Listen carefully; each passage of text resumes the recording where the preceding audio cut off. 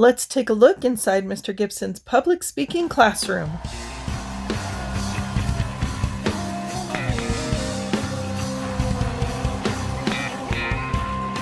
Who's ready for the best of their lives, huh?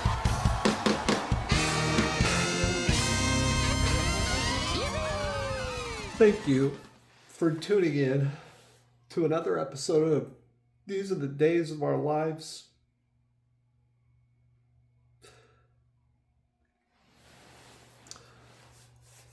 I want to get you ready for your group presentation. There's a couple of things I have to say before I advance this content. One is you really should watch Death by PowerPoint, the TED Talk, before you watch what I'm about to present. You should also have watched the Stanford MBA Business Group Project before you watch the content that I'm about to present. Now, both of those things that I just mentioned were a part of your speech quiz too. If you find yourself wanting to watch this content and to be able to make sense of it, you really need to watch both of those pieces first. So I have posted a link to both of those in the description. Yippee! Now, full disclosure, I presented this content to students in the room, and we'd reached a place where I said, hey, some material is going to be presented, and, you are, words are going to be said. You should probably write down some stuff that you think is important. And I would watch students just decide to not take notes this whole presentation long. And I'm telling you, it hurt. It hurt because I knew how valuable, how sound this information is. And not just for the, I'm going to use the word, I don't mean it, italicize it, I'm saying it tongue in cheek, but how valuable it is for the stupid group project. Okay, I know that this information has value for future stupid group projects. This content has value for you as a future presenter. You never know. You might need it. And I just don't understand why people would just look at me. I'm thinking, dude, you're going to remember all this? And they never remembered all of it. And, here's a terrible teacher trick I'm going to let you in. The next quiz would always ask questions from this presentation that they wouldn't know the answers to, despite the fact that it's an open note quiz, because they just chose not to take notes, and I was getting my feelings hurt. And I, at this point in the semester, should not have needed to ask. You should know. I should not have to spend 10 minutes talking about my credibility as a speaker, awards received, of the amount of money made doing stand-up, the stand-up comedy resume, the teaching resume, none of that should have to be credibility. But look, for everybody that might find that to be ooh and awe, the other 75% plus, if not 99% of the room is going, bleh. Take it seriously. I mean, you paid for it. Some things that you should know about preparing for your group project. I can bring an HDMI cord, and I have a USB-C to HDMI cord. I can let you use those, right? So no need to bring those if you are going to connect to tech yourself. If you choose to bring your own laptop, it's an Apple laptop, and or it's the one with the little, some of the rooms still have the little cords with the little, little mounts, and the room still has a connection for that. But a lot of times, Apple laptops do not successfully connect to the Bethel rooms. So something for you to think about before you. I'm telling you this now so you don't look foolish. Preparation, it's just the work that you do outside of the room, is what makes all the difference. You want to establish credibility, you want to make an astounding first impression, and you should, so that people will pay attention to you and take you seriously in all that you want them to take you seriously, including the jokes. You need to prepare beforehand, and some of that includes knowing whether or not you can connect to the tech in the room. Because, again, there's all that time. Wasting time, looking foolish, credibility points being lost. People, the show starts as soon as you get called. The show starts. When you walk, as you're walking to the front of the room, when you turn around, when you're putting your material on the podium, the show has already started. It doesn't start when you say your first words. It starts when you start to get set up. The show has begun, so you should be practiced. You should have that finesse. You should know what's going to happen. You've thought about everything in advance. Bring your own laptop. Do not email me your presentation. I will not pull up my email in front of the room, and I'm not going to turn the screen off and waste all that time. Frankly, I'm enabling you. You need to bring your own laptop, or, hey, here's a big or for you, because again, I know that you don't have access to tech and or you don't want to break your laptop. I hear you. I don't want any of that to happen either. You can log into your own Google Slides or Prezi account through my laptop, but that's work that you're going to have to do. I provide like this much help. But other than that, I leave it to you. And I'm going to tell you a horror story. I had a dual enrollment student, and these are go-getters, generally speaking, which I'm not saying. I have students at the Bethel campus that are absolutely just as strong, if not stronger. But a dual enrollment student, a little high school, going to take college credit at the same time, gets up and cannot remember password. And maybe that's not accurately what was happening, but again, what happens to you when something's on the line, right? So there's something to lose. And for students that care about their grades a lot, it's the grade, right? Who wants to look like a fool? I like to look like a fool when I'm in control of it. I don't like to look like a fool because I'm making mistakes unintentionally. Fingers get shaky. Couldn't enter password multiple times. Time ticking. At some point up here, she's right. The panic that comes out of the mouth. That's one of the lessons we talk about in this class. How much to disclose. She should not have said what she just said, which is, oh my gosh, well, this is not going to go well.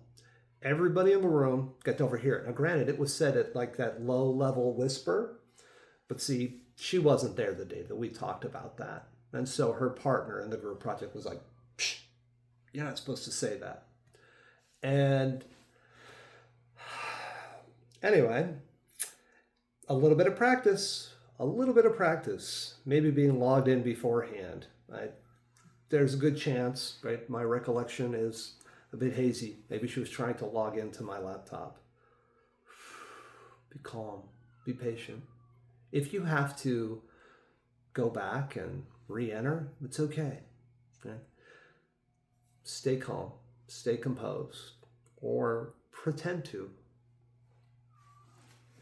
You're welcome to use the remote. I think it's fun, it's handy dandy, but it's certainly not a requirement. I mean, please understand, again, that the group project has a lot of working parts, and if something can go wrong, it will go wrong. And I'm pretty much guaranteed, and I don't mean to sound doomsday here, but something is probably going to go wrong. It's okay, right? Because you've practiced, you've rehearsed, you've thought about all the possible things that could go wrong, and so you're already ready. If this happens, then I'll do this, and if this happens, I'll do this, and if this, so you already know.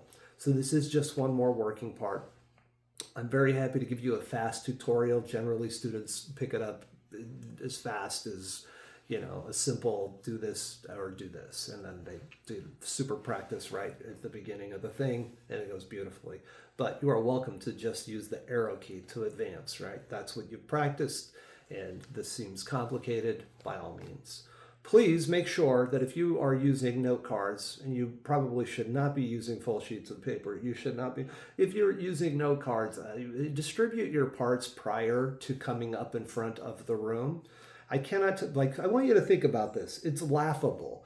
Students walk up in front of the room, they're getting ready to present, and they're like, oh, here's your part, here's your part, here's your part. I mean, wouldn't that happen beforehand? Or wouldn't that happen, wouldn't you already have your part? You're practicing it before it seems like maybe somebody did all the work and they're like, hey, okay, well, so you're going to do slide 3 through 6. All of this is happening in front of the room. This is part of the show. We get to watch. Before you've even said your first words, you've got people in the room thinking, oh, this is going to be terrible. But you did it to yourself.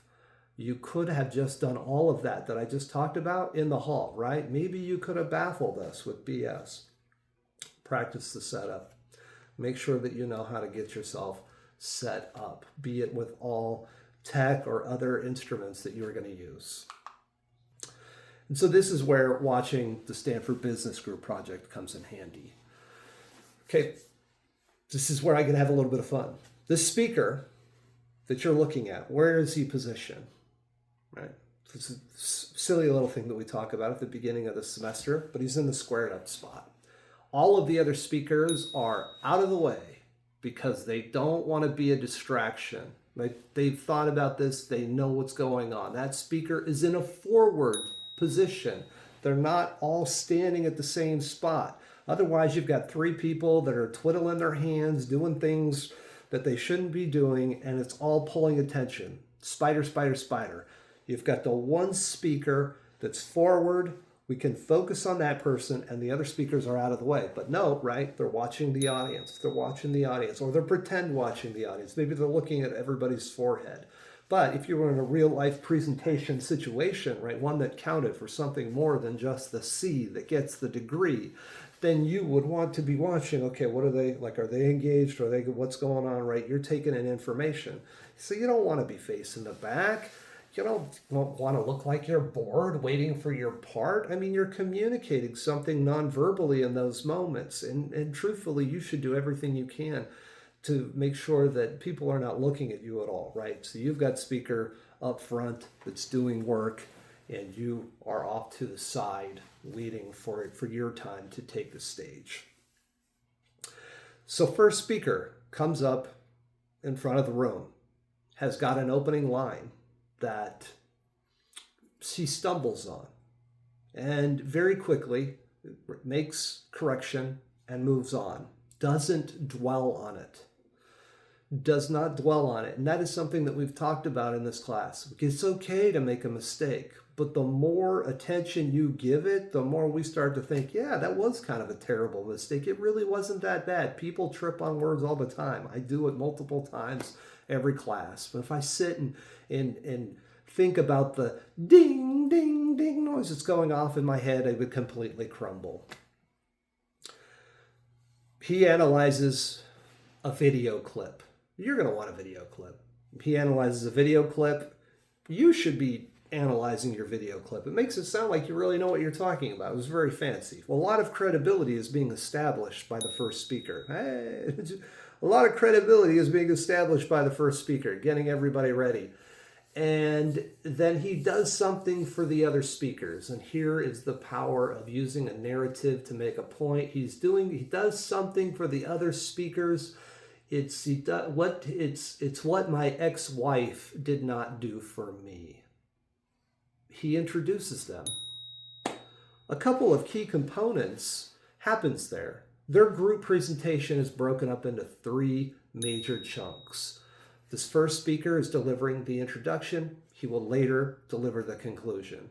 He mentions said person's name. This person is going to talk about this. This person is going to talk about this. This person is going to talk about this. First speaker has established credibility, delivers intros, and is about to pass the baton, so to speak. They as a group, have an engagement strategy. You in your group project are going to need an engagement strategy. And best strategy is going to have everybody involved. They get everybody involved. They ask everybody to stand up, raise your hands over your head, and drop them down.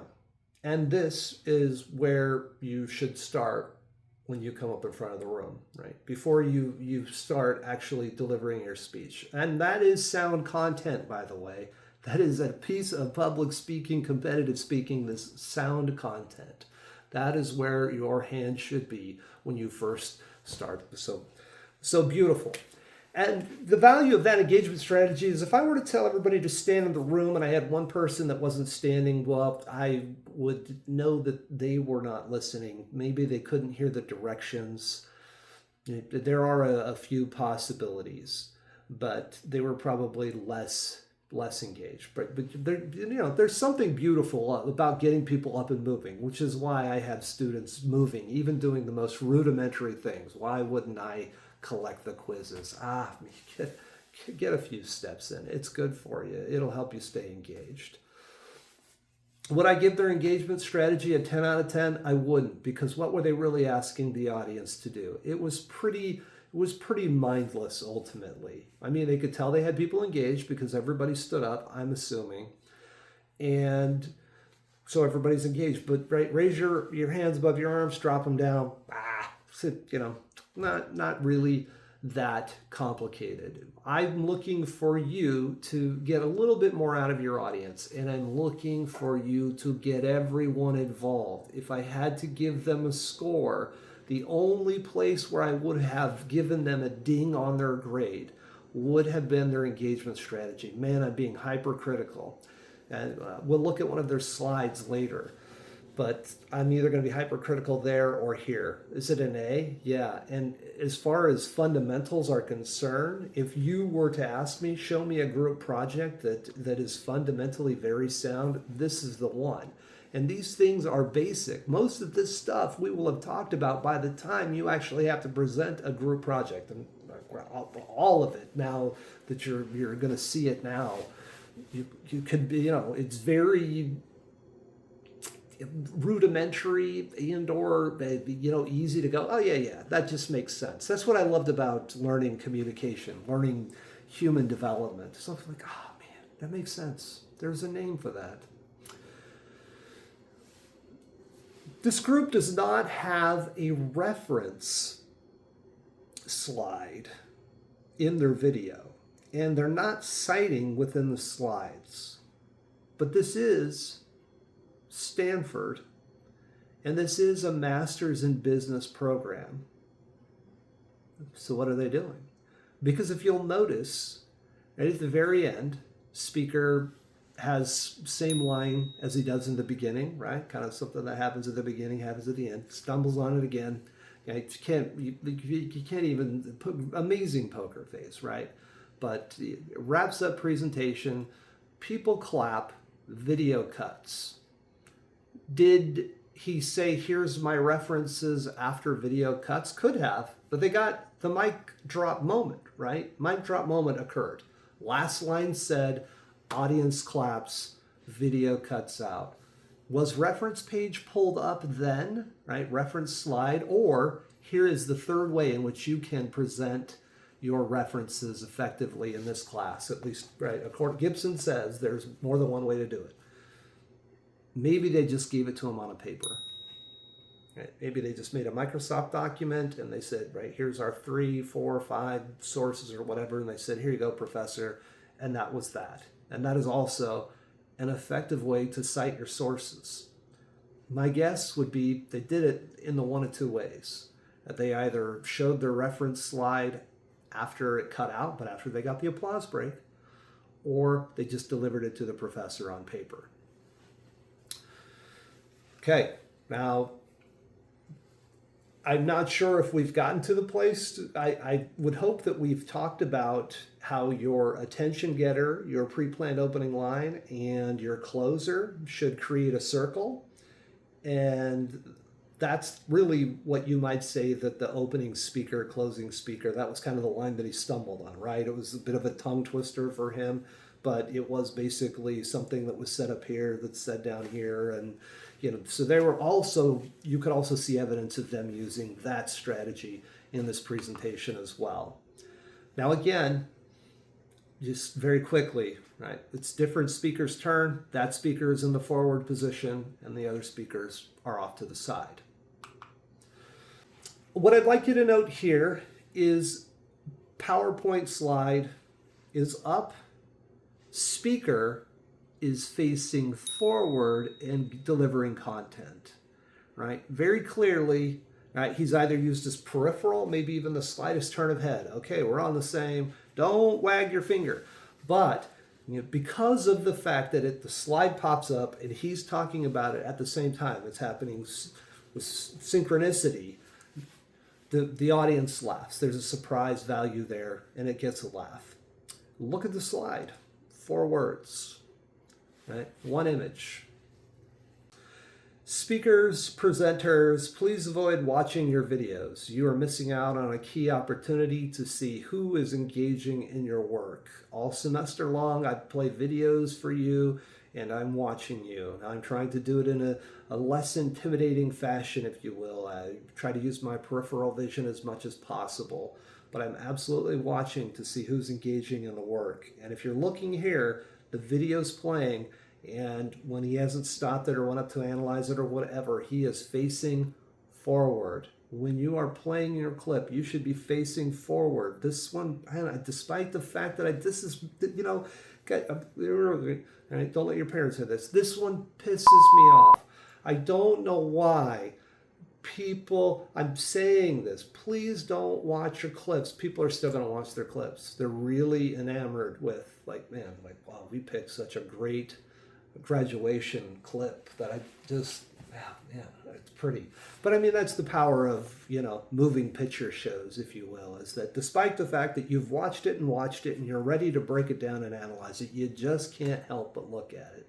But you should be practicing best practice, which is to be looking at the audience. And, you don't need to be staring them down. It doesn't need to be an intimidating way. And I would even suggest perhaps looking over their foreheads, right? But you're facing forward and you're thinking, if I was a teacher or if I was selling something, I would want to make sure that people are engaging with my content and not actually like, oh, look at, and and it would make sense though, if you were to point to something, but again, I'm pointing, but then I'm very quickly facing back out, looking at the audience. Part of your group presentation is to have an engagement strategy.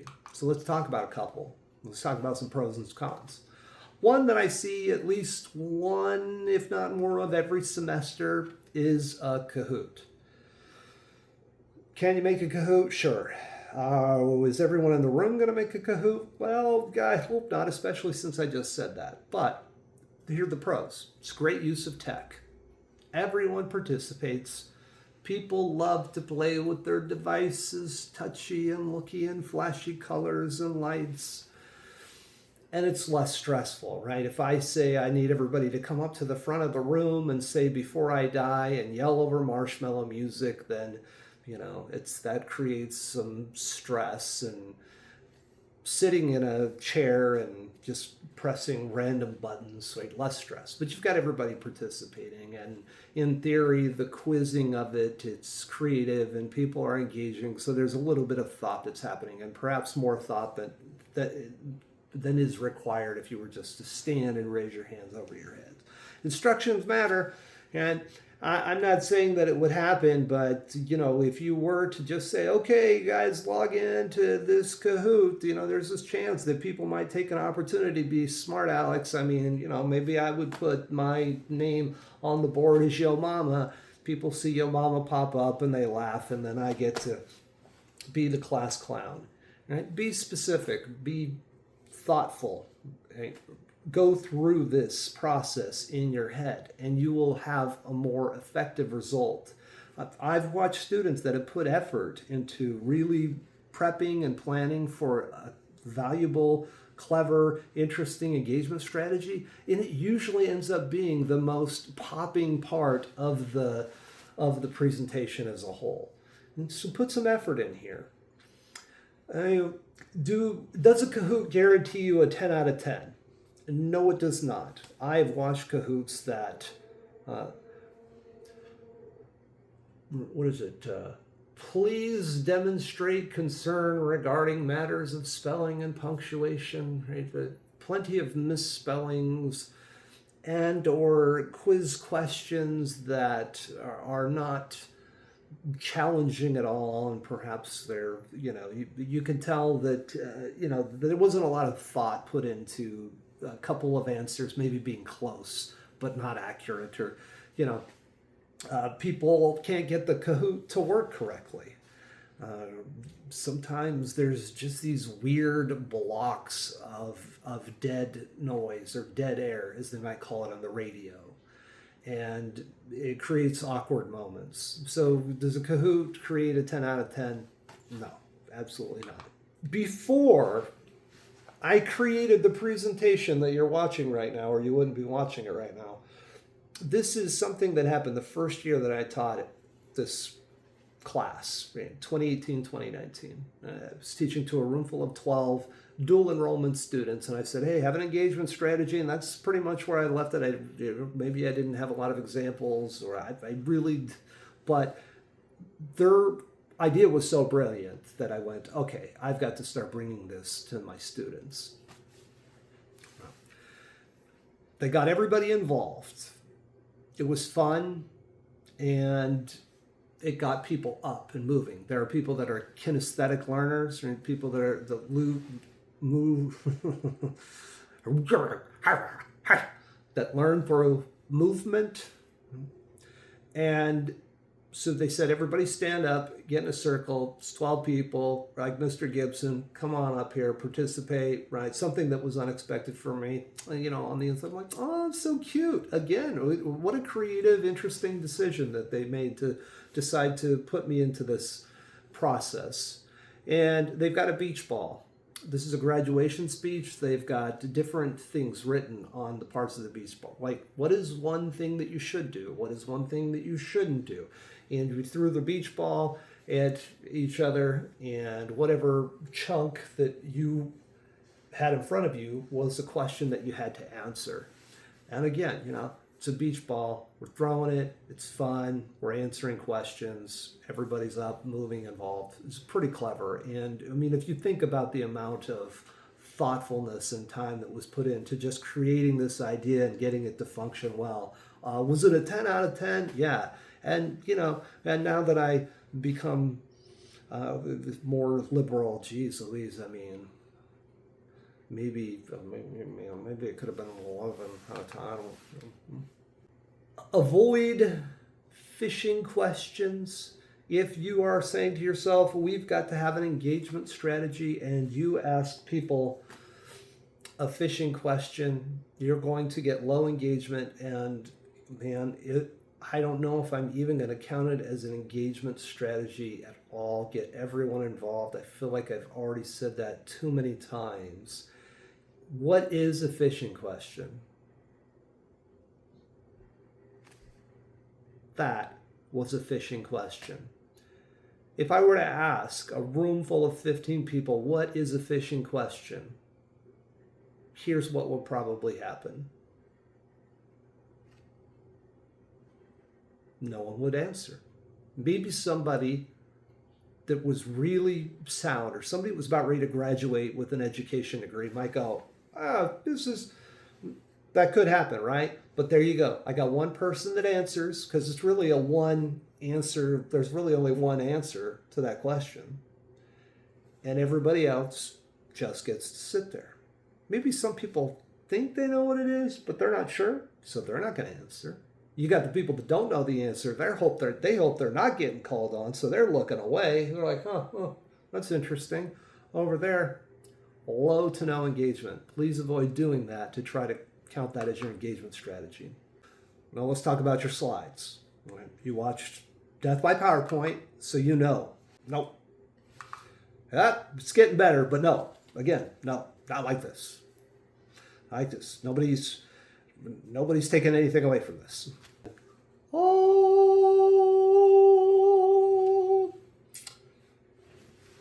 here's what I'd like you to know, right? 1, 2, 3, 1, 2, 1, 2, 1, 2, 1, 1. All right. How many bullets? How many words per bullets? Are you looking? One image? Are you seeing? Because there's something to be said about this, and I'm going to say it in just a minute. 1, 2, 3, 1, 2, 1, 2, 1, 2. He jests, but he's serious. Look at this PowerPoint slide from the Stanford Business Group project. The A-team wants you to know body language is your superpower. Stand strong, gesture effectively, and mind your audience. Ooh, that's a lot of words.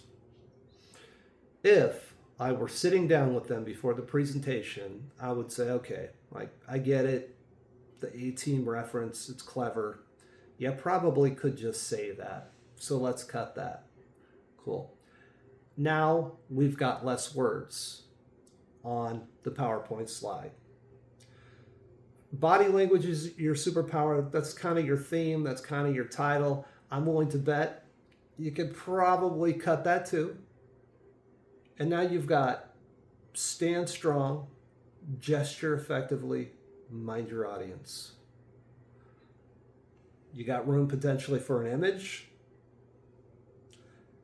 Now you've got a more effective PowerPoint slide. At this point, we've probably watched Rich Benjamin. And so what I'd like you to look at with this particular PowerPoint slide is the amount of words on the slide. It's true that the bullets, right, you've got 1 word, 2 words, 3 words, 1 word, maybe, and maybe for the sake of trying to clean it up, I would say, don't have the quotations, right? Get rid of the quotations around the words. Again, it's just one other thing to look at. You've got an image in the center, and now on the other side, you've got other words. And I feel like we've watched this in the room at this point, but bottom line is this slide is not up long enough for people to write the information down. This is key for you. You should be asking yourself, you should be thinking, right, in a real world scenario, so that you should be practicing this as part of your group project. Can people write all of this information down? Is it up long enough? Is it up long enough for people to write it down? Because if it's not up long enough, you've either got to stretch it out or you've got to minimize the content. There's just too much. Say it. Like, you've got to narrow this down to the most important stuff, or split it up over multiple slides. But there's something fundamentally wrong here. And all you have to do is watch the video and see how long this slide is up versus how many words, and that'll answer the question for you. And frankly, you've basically got 2 PowerPoint slides mushed onto one. One half of it is very stylistic versus the other half, which is black and white. I'm not saying one is better than the other, but which side do you look at? Which words do you read? Or do you just look at the image in the center? Because that's kind of cool. And then I ask you to look at this one. I'm like, hey, all right, here we go. Okay, Whitopia. I could write all of this down, and these are things that I would remember, although not necessarily presented like in the bulleted list, which it doesn't have to be per se, right? But you've got 3 words: good property value, friendliness, 1 word, orderliness, safety. Very easy. I could associate that with Whitopia. I'm a diligent listener. Maybe I'd paid to be a part of, paid to be an audience member in this TED Talk, right? And I have respect for the credibility of the speaker. I'm going to write this stuff down. Very easy to write down. This right here, it's got, some color, background, style. I'm going to say it's a winning PowerPoint slide. Position matters. 2 words. And an image. I know about negative 0.01 about football, but I know that that's a football play. And I know that position matters in football. And although they're speaking about nonverbals, I get the figurative nature of what's happening here. And it's 2 words. Very easy for me to write down right? Their next major point, position matters. Let's put this in the real world context. Snickers satisfies. If I were to go da da da da da, you'd say, I'm loving it. Have it your way. The quicker picker upper. Maybe it's Maybelline. Because you're worth it. Maybe just be like Nike and just do it. Get the point? Maybe. Please expand your video. And what you're looking at here is an embedded video. This video, if you understand how to embed videos into a PowerPoint slide, great. Go ahead and do that, but expand the video. Take advantage of the fact that you've got this big screen. I don't know why people want to just put there's all this blank space that could be used to make bigger video. So please expand your video. If you were to use a hyperlink, right? You got the blue line and everything here, and then you come up and you press the button and it brings up the video. Please, again, as quickly as possible, press the square or right? Sometimes it's the arrows. Expand your video to the whole screen as quickly as you possibly can, because what you have happening, where some people don't do it at all, but what you have happening on the side is I get to see your algorithm. Spider, spider, spider, all sorts of images that I'm looking at that you don't want me to look at. Maybe I should not know what's in your algorithm. So if you just hurry up and expand it, then I can focus on what you really want me to focus on. This is a great opportunity for me to say, for those of you that are really listening to me right now, if you use Google Slides, I don't. I am not going to enable you. There are times where people have used hyperlinks on Google Slides. Maybe it happens all the time. I don't really know. I don't need to know. Share presentation. They click on the hyperlink and we can hear the clip, but we can't see the clip. Or maybe we can't see or hear the clip. They clicked on the hyperlink. Where did it go? I don't know where it went. What I want you to do is go all the way back to the beginning to where I said practice. This presentation is absolutely going to test your preparation, and preparation is step number one to being a credible speaker. It's all the stuff that happens outside of the room that makes you look like a fool, or what I want for you, what you should want for yourself, is to look like a superstar. And we don't get to see the work, but we see it in what happens when you actually present. So don't ask me for help with your Google Slides if you can't get it to. People are often look at me with the panic look, and I'm like, I don't know. I said like the 1 through 10, and 10 was like, what are you going to do if the presentation it doesn't, what do you kick the mic stand over, keep going. I don't know. You figure it out. Hey, not that it is required, but you could turn off the lights, it makes your video pop a little bit. I do it. I mean, I'm not saying you have to. I mean, it is just one more thing for you to do, but it does make the video pop. And I show you that to then show you this. Please keep the lights on while you're presenting. Some people, are really happy with their slides and they feel like that the color is more effective if they turn it off, and or they just don't want to be seen, right? They are like John Cena. You can't see me. And I know you're retired, so I'm going to need some new references. But I get it, though. It's Halloween. You're hiding. Bring in your best Halloween costume mask. I don't know. It's creepy. It's weird. Okay? So keep the lights on while you're presenting. Again, so I've already said stuff about the face, and I'll present the science later. I mean, just trust me on some of this until we get to the places where we're going to end up. Okay. Now I've said fundamentals are just that, just fundamentals. You deviate as necessary. It makes me think of playing pool and how many different variations of the most basic fundamental there is.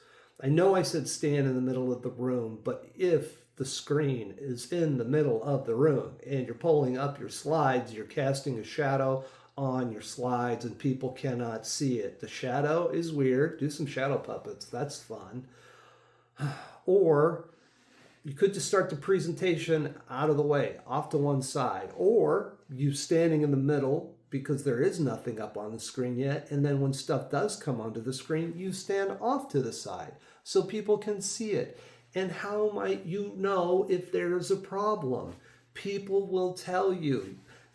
Trust the nonverbals of the audience members that people are gonna, and some people that are maybe even trying to help you do better might be like, giving you, there's all sorts of cues and clues that your audience member could give you. Your audience member, hopefully it's, and not but even if it was just one, right, they'd probably be trying to let me see what you are, but you're standing in the way.